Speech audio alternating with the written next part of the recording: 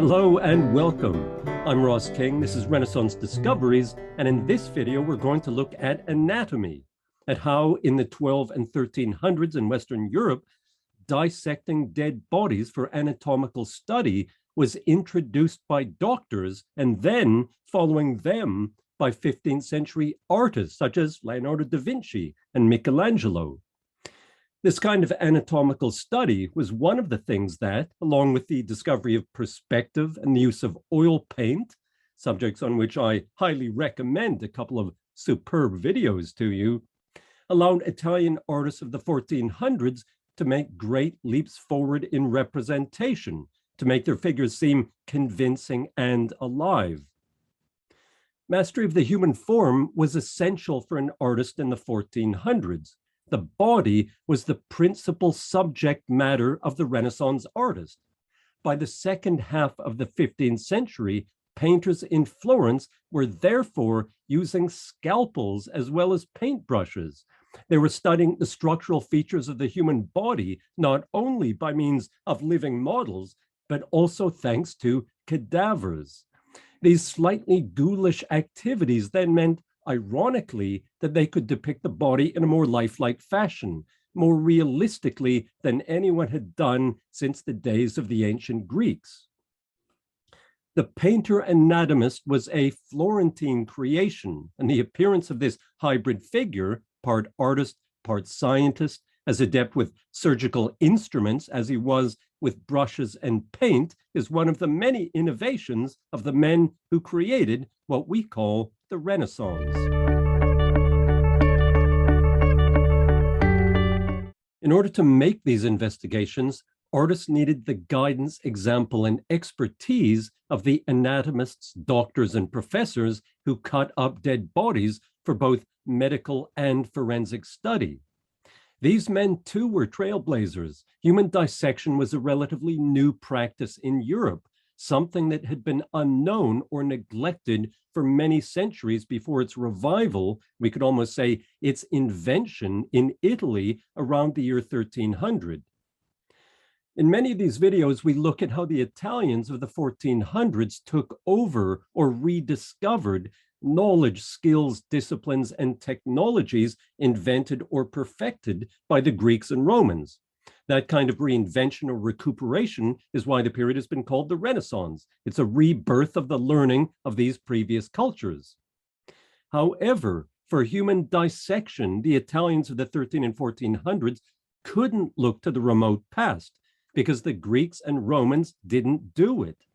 It's undoubtedly the case that more bodies were dissected in Italy in the 13 and 1400s than in any previous time or place in history, including among the ancient Greeks and Romans. In fact, for the previous 1500 years, there had been virtually no bodily dissection whatsoever. The ancient Greeks, for example, almost never dissected bodies. Aristotle and others dissected animals and fish and wrote treatises on medicine and the human body, and Greek medicine was very advanced, but the Greeks did not cut up cadavers. There was a cultural taboo that held them back. We shrink both from looking at and from touching corpses, the Greek philosopher Thales of Megara wrote in the 3rd century BC. The ancient Greeks had a fear of something that the historian Heinrich von Staden calls corpse pollution. They believed a house became polluted when a body died within, which is why corpses were carefully and hastily washed, shrouded, and then taken outside the city limits, away from temples and houses, and promptly buried. The fear of mortal remains in Greek culture was even such that an inscription on Kos, done about 300 BC, called for the purification of the entire community if any human bone happened to be found in a public space.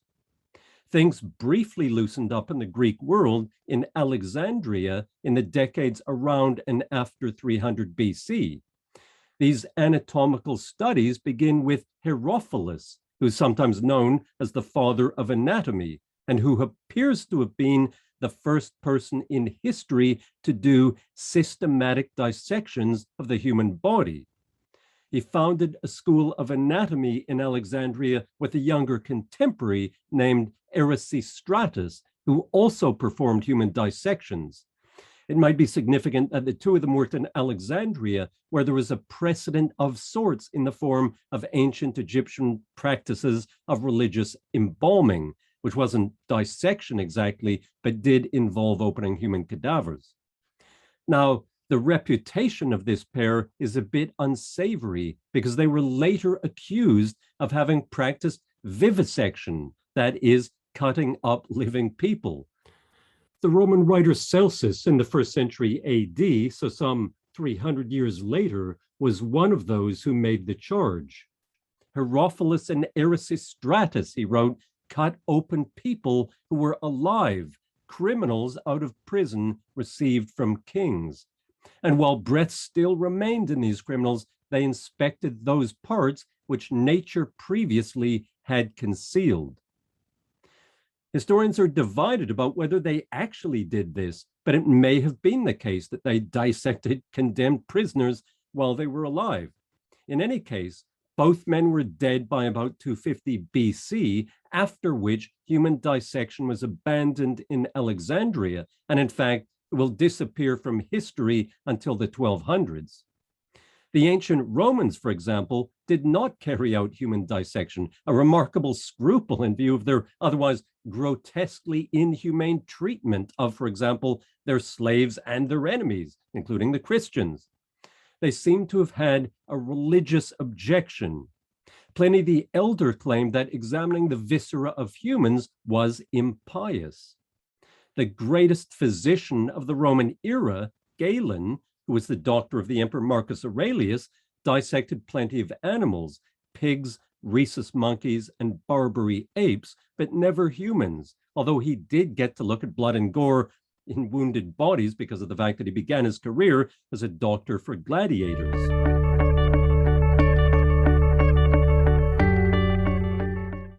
Oddly, and maybe counterintuitively, Christians were much less squeamish than the Greeks and the Romans about opening up a body. If the ancient Greeks went into a mad panic if they found a human bone in the town square, Christians venerated and sometimes carried or wore human bones, those of the saints.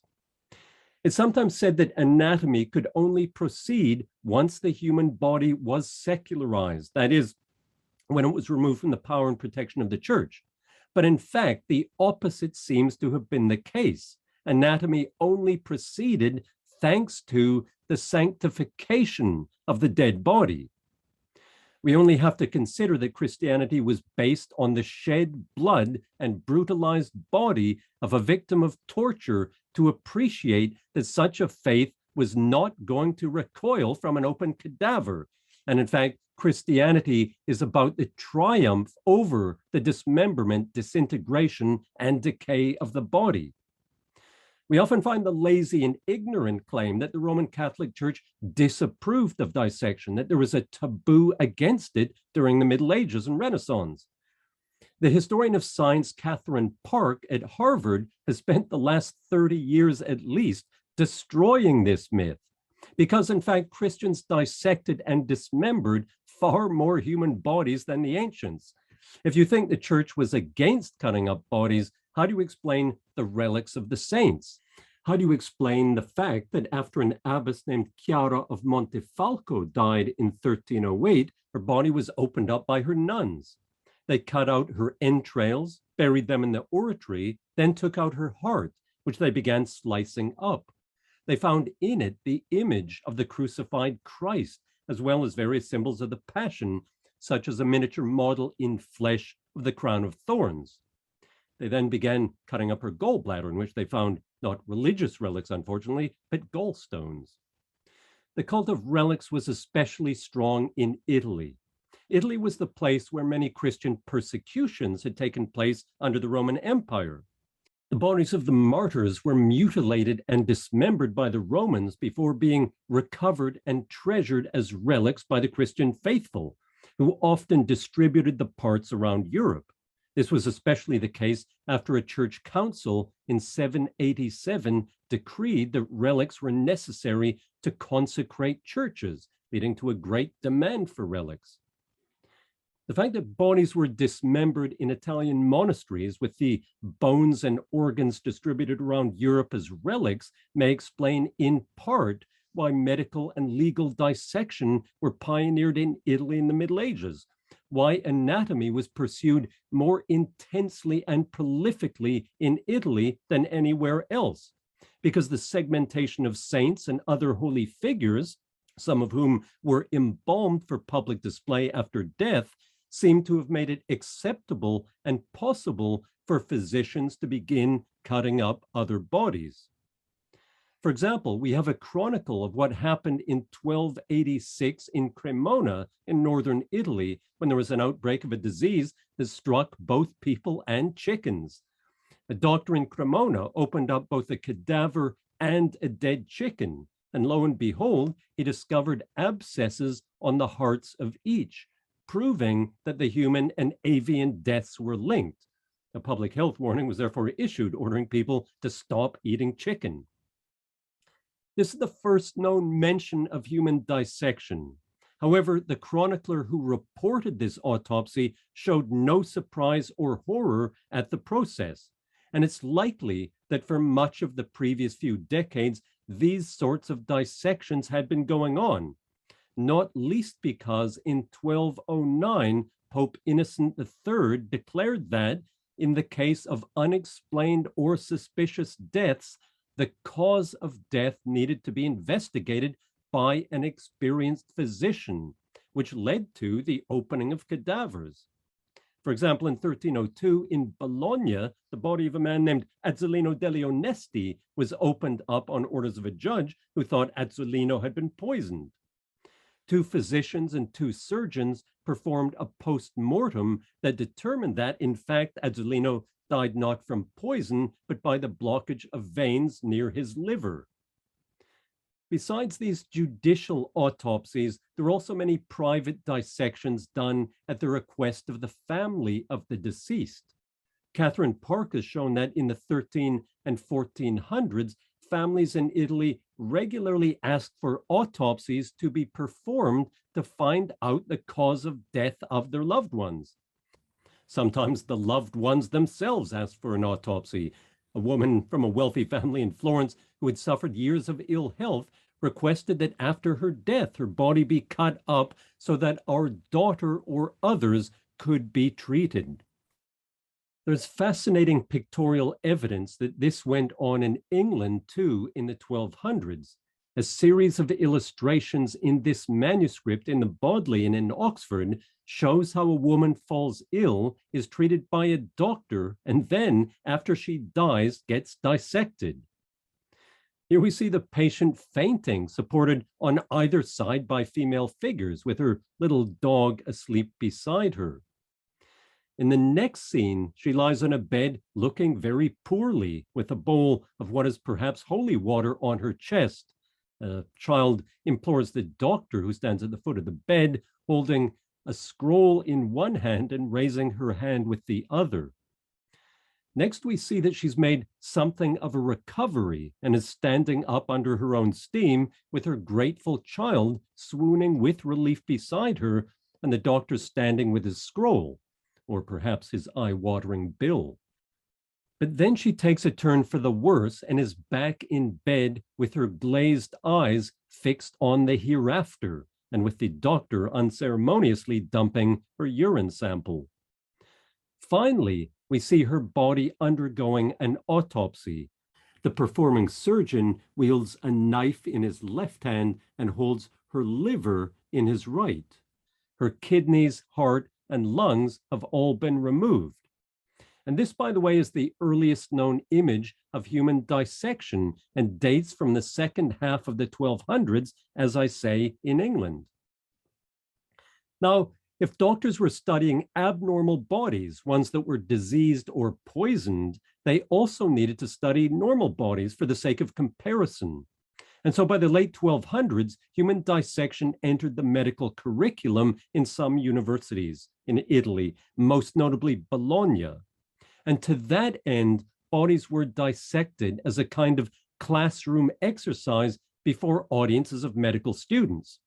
In 1315, for example, a professor of medicine in Bologna, Mondino de Liuzzi, performed the dissection of a woman who'd been hanged recently for the training of his students. The bodies were usually those of executed criminals, but there was a bit of a problem accessing enough bodies for study because capital punishment was not especially widespread in northern and central Italy at this time. In Florence, for example, only 6 or 7 people were executed each year. And not all of them would necessarily have been fit for dissection because not all of them would have been executed in the winter months when, for obvious reasons, the dissections had to take place. The result was inevitably body snatching. And in 1319, 4 students in Bologna were arrested for having dug up a corpse and brought it to the professor's house so that, as the legal proceedings stated, the said Master Alberto could teach them to see what is to be seen in the human body. This corpse had not been chosen at random since it belonged to a criminal hanged a day earlier. In Padua, it was said that funeral processions were sometimes attacked so that the corpse could be stolen. The body of a young girl was actually snatched on one occasion, and the friends and mourners of a spinner in Padua, someone who worked in the wool industry, once had to drive off medical students with rocks. It's important to note that objections to dissection did not come from the church so much as from the general public. In 1299, Pope Boniface VIII issued a bull, De Testande Veritatis, that's sometimes seen as evidence for a prohibition against human dissection. But in fact, what Boniface wanted to stop was not dissection in general, but rather the specific practice adopted by the Crusaders of boiling the flesh off the bones so they could be returned from the Holy Land for burial. The real resistance came, as I said, from the public, who did not want the shame and dishonor of having their kinsmen exposed to public view, first of all naked and then eviscerated. For that reason, most universities decreed that the cadavers needed to be sourced from outside the city and come from the lower social orders. The statutes of the University of Bologna required the cadaver to come from at least 30 miles away, which, if we think about it, means that in the days before refrigeration, the corpse had to set off on about a 6-hour journey. So anatomists were hampered not by the church, but by the problem of getting bodies that fit the requirements. An executed criminal of low class who came from a distant place where no one would complain. The situation became so desperate in Venice that the authorities began offering a free funeral to anyone who would give up their relative's body for dissection. It's not recorded if anyone actually took them up on this offer. Whatever the difficulties, human anatomy progressed over the decades and then through the 1400s, especially in Bologna and Padua, although it gradually spread to other universities in Europe, including to Florence, where dissections were authorized at the university in 1387. Along the way, especially by the end of the 1400s, anatomy went mainstream. Human dissection morphed from being a classroom lesson meant to benefit medical students or support criminal proceedings to a spectacle, a kind of shiny floor entertainment that attracted and was open to members of the public who were told that they would witness and learn about, as one anatomist promised, the mysterious profundities of nature. This doctor was Alessandro Benedetti, who had trained in Padua and performed public dissections in Venice, to which he invited the city's intellectual luminaries. He claimed that the dissection of cadavers was a horrifying task, an object worthy of special theatrical performance. And if we truly want to understand the Renaissance mind, we have to get our heads around the counterintuitive proposition: well grasped by many television network executives in our day, that something horrifying is especially fit for display and public consumption. Incidentally, in keeping with this desire for public performance, Benedetti advocated the building of special theaters for anatomy. He constructed his own temporary venue, which seems to have been along the lines of what was later constructed at the University of Padua. These sorts of capacious venues with optimum sight lines were necessary because one anatomist claimed to have dissected a hanged woman in front of an audience of almost 500 students at the University of Bologna, together with many citizens. So anatomy had become a kind of spectator sport, and the carnival atmosphere is captured in the frontispiece to the 1543 treatise of the most famous and accomplished of all the anatomists, Andreas Vesalius, who was the professor of surgery at the University of Padua, who we see calmly presiding over the half-open corpse of a woman while dozens of figures crowd round, pushing and shoving and craning their necks. Some of these figures would have been artists because Vesalius complained about how painters and sculptors flocked around him during his dissections, putting on, he claimed, superior airs, an indication of how, by this time, certain artists considered themselves experts in anatomy.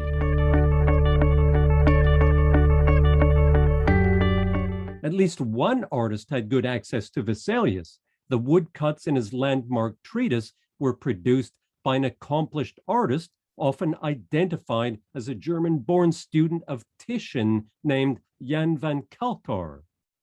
He was the latest and one of the greatest in a series of artists who worked closely with anatomists to illustrate their textbooks with accurate and often compelling images. Leonardo da Vinci wrote of the necessary collaboration of the anatomist with the artist. You who wish with words to demonstrate the figure of man with all the aspects of his bodily parts must renounce that opinion, because the more minutely you describe your object, the more he will confound the mind of the reader, and the more impossible will you render knowledge of the thing described. It is therefore necessary both to depict and to describe. Fortunately, by the early 1500s, anatomists could draw on the artistic heritage of cities such as Florence, where for the previous decades, many painters, not least Leonardo, had been making close and accurate observations of the natural world, including of the human body.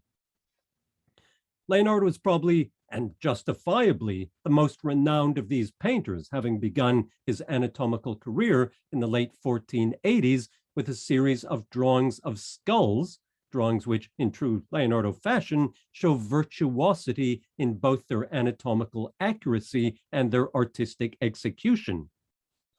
However, he was far from the first Florentine artist to show an interest in anatomy.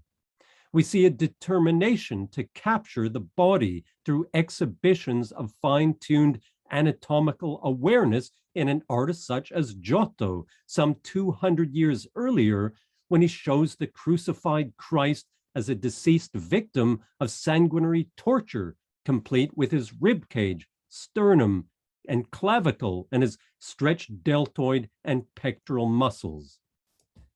There's no record that Giotto witnessed a dissection, though we should note that he was working in places such as Padua at a time when the pioneering physicians were at work. And he must in any case have made a close inspection of the structural members of the living body. One of his students, Stefano Fiorentino, became known because of his incredible skills in realism as La Scimmia della Natura, or the ape of nature.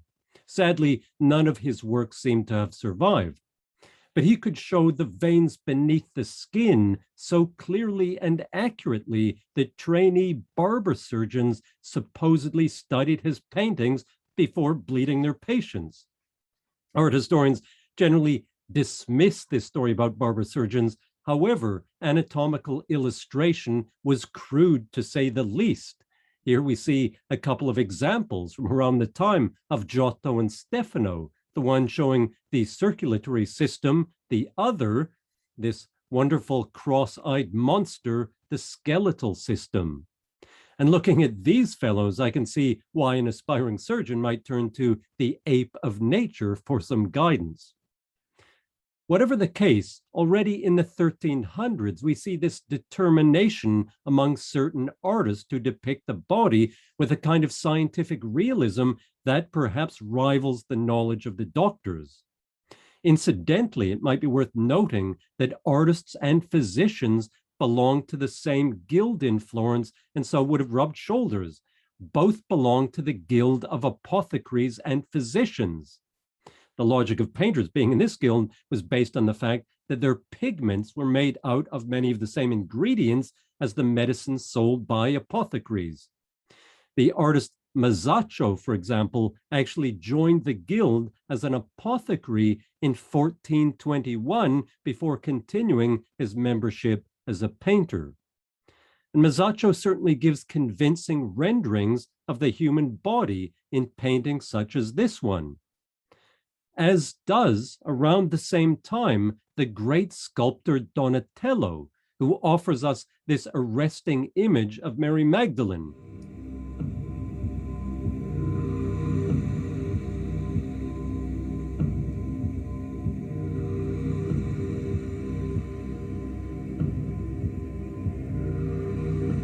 As well as this equally striking character, an Old Testament prophet whom he called Lo Zuccone, or Pumpkinhead. Look at how the lips are parted. As he was carving the statue, Donatello would supposedly urge it, "Speak, damn you, speak," an indication of the extreme verisimilitude he was looking for. In the 1440s, Donatello even depicted a dissection in his bronze relief panel, The Miracle of the Miser's Heart, done appropriately enough in Padua, one of the great centers of medical learning. Here we see the doctor opening the rib cage of the avaricious man whose heart will actually be found not in his chest, but as St. Anthony predicted, and as we see on the left, in his money box. Here is a later version of the scene, also in Padua, done in fresco by Francesco Vecellio, who was Titian's big brother. Donatello studied under Lorenzo Ghiberti, who was the first person that we know of to suggest that watching dissection was essential for an artist's education. Anatomy, he said, must be witnessed so that the sculptor may know the arrangement of bones, muscles, nerves, and tendons in the body, and so construct statues accordingly. Some artists didn't just witness dissections, they apparently performed them themselves. Giorgio Vasari writes that Antonio del Polevuolo understood the nude in a more modern way than the masters before him, and he removed the skin from many corpses to see the anatomy beneath. Today, art historians are a bit skeptical about Antonio having flayed corpses, but he could have gained access to the many private medical dissections conducted in Florence. Certainly, his famous Battle of the 10 Nudes proudly showcases his expertise in anatomical knowledge with its naked, posturing muscle men wielding swords in mortal combat. This is almost like an illustration for a medical textbook, except that it's far better than the illustrations done for the medical textbooks of the day. Another artist concerned with the mastery of the human form was Luca Signorelli, originally from Cortona, a man whose commitment was such that, according to rumors, he visited graveyards in search of body parts. Another gruesome legend attaches to Luca, that he used his dead son as a model for Christ in this lamentation that he painted for the cathedral in Cortona. Vasari writes that Signorelli had a son, beautiful in face and person, whom he loved most dearly, but who was killed in battle in Cortona. Whereupon, overwhelmed with grief as Luca was, he had the body stripped and with the greatest fortitude of soul, without tears or lamentation, he made a drawing of it, in order to have always before his eyes what nature had given him and cruel fate snatched away.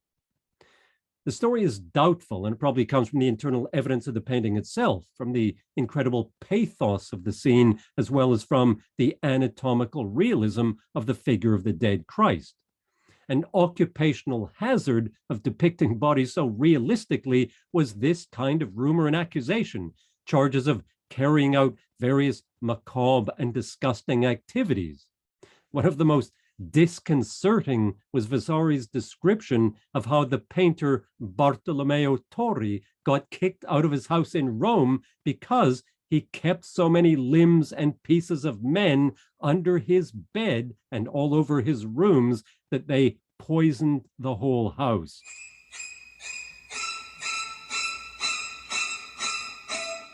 We're straying dangerously close to Ed Gein territory here, where the artist becomes a ghoul or even serial killer.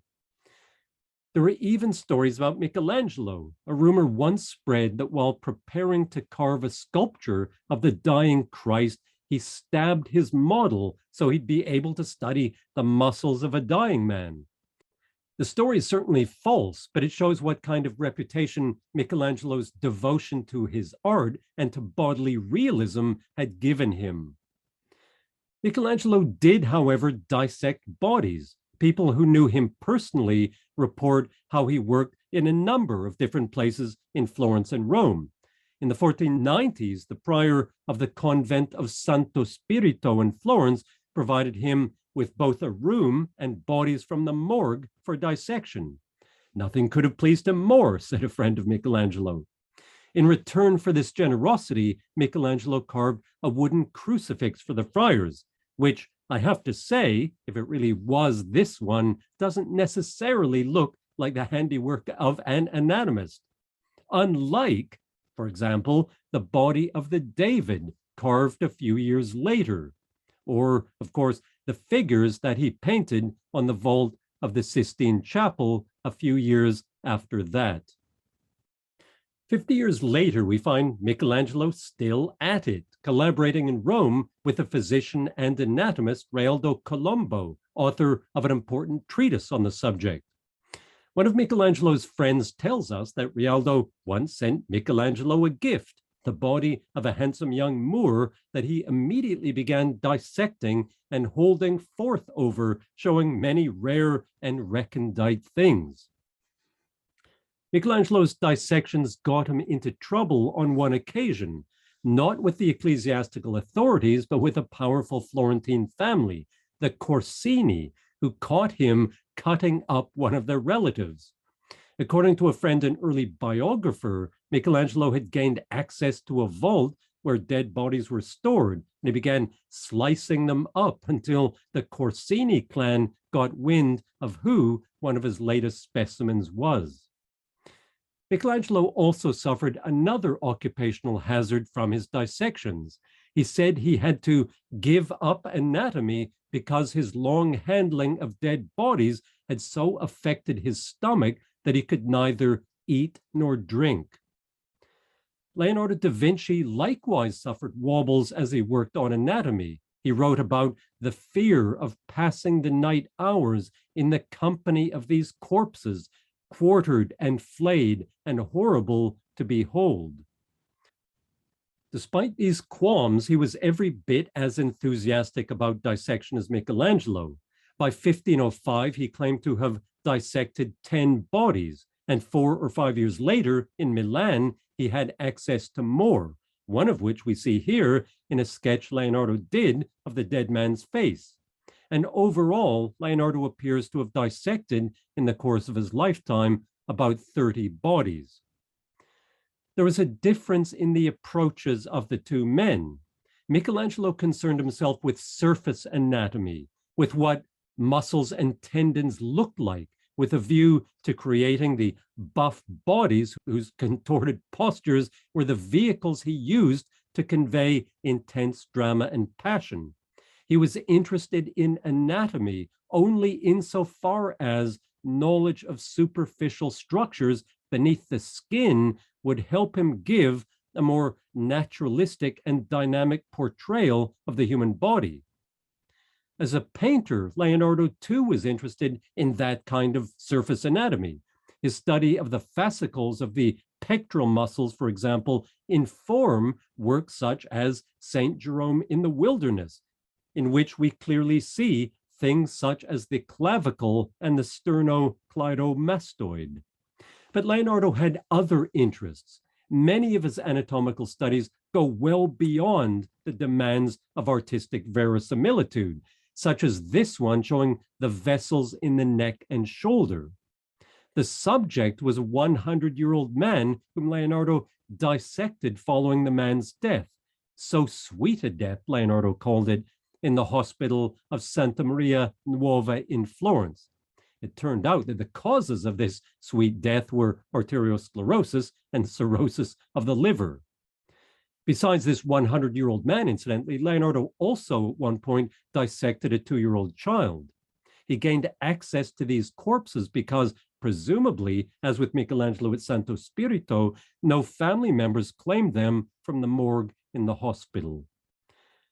From a scientific point of view, Leonardo concerned himself with the inner workings of the body, how the various organs and systems were connected to one another, as we can see from this early drawing of the major organs and vessels that he did in the 1480s before he had actually done any dissections. He wanted to go ever deeper, to go beyond surface appearances to discover fundamental causes. Not to overgeneralize, but when Michelangelo thought about the abdomen, he was interested in ripped six-packs, whereas for Leonardo, the abdomen was the place of the liver, the stomach, the spleen, and intestines, all drawn here in great detail. Leonardo's manual dexterity as an anatomist, his understanding of the processes of the human body, and his incredible skill as a draftsman meant that he produced some of the finest anatomical studies ever made. He had an understanding of the cardiac valves that was far more accurate and acute than anyone else, and he produced the first accurate depiction of the spine. He intended to publish these studies, which would have been a huge boon to anatomy, as influential as his paintings were to other artists, and as important as the work of Vesalius in the 1540s. But in fact, he never did so, and they remained mostly unseen for the next 400 years. Despite his belief that knowledge of anatomy was important for an artist, Leonardo thought artists could overdo things. "Oh, anatomical painter," he wrote, "beware that the overly strong indication of the bones, tendons, and muscles does not cause you to become a wooden painter."